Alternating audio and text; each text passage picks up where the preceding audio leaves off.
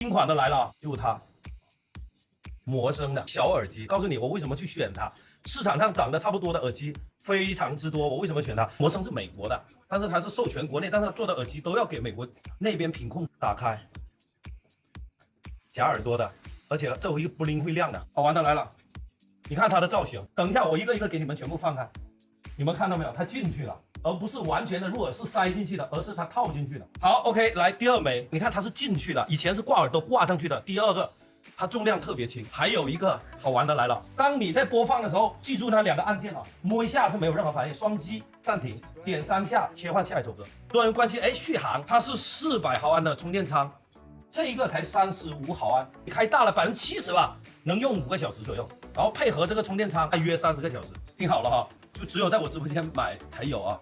给大家加到3年的质保，3年以内电池如果不耐用的话，给大家换。记住啊，7天无理由，你拿过去以后也能退，这他妈叫售后。